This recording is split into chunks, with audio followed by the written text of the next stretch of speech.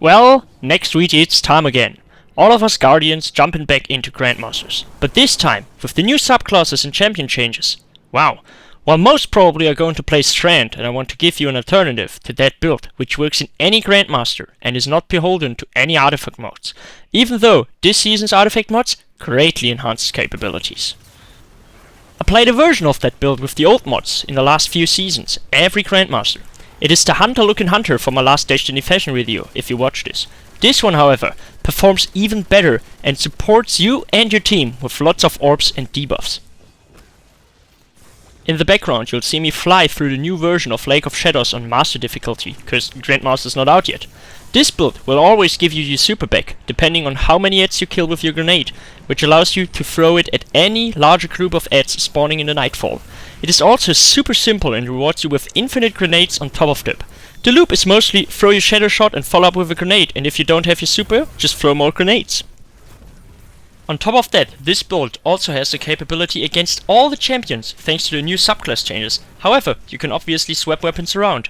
In this video you see me using Fighting Lion because there are no overloads. However, I prefer the Monarch because it tears through any endgame content. I just advise you to pair this build with as many void weapons as you can. On screen you'll see a few of the weapon loadouts I would run with this build. Now to the more important part, the mod setup. In order for this build to work, you want to have 2 Ashes to Assets on your helmet. This will give us our super back. In addition to that, you put on Harmonic Siphon to create orbs, and there will still be room for any stat to boost. On the arms we will go with 3 copies of Grenade Kickstart, and thanks to the seasonal artifact, we can even put another stat boost on there.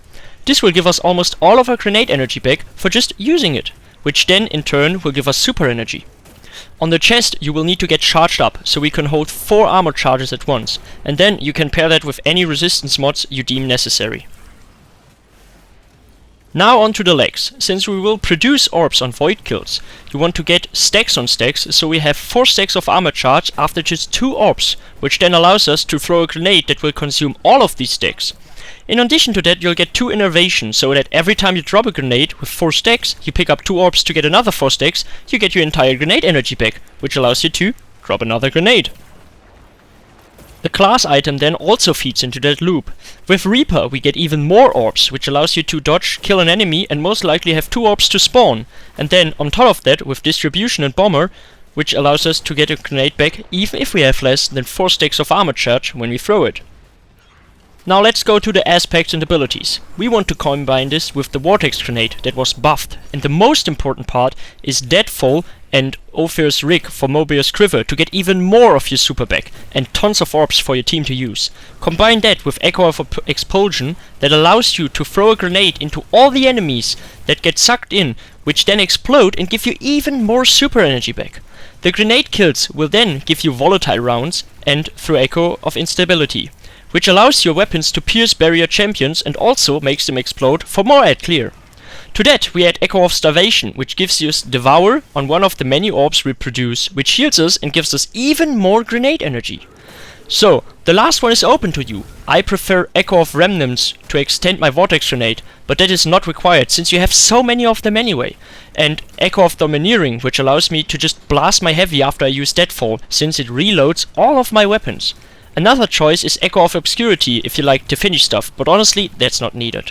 Trust me, with that build you'll tear through every Nightfall content. Leave a comment on what you think and if there's anything you would think that improves this build. See you in my next video, which will hopefully never come, and please like and share so I can beat my girlfriend who has even more views on me than my last video, which sucks, I want to beat her.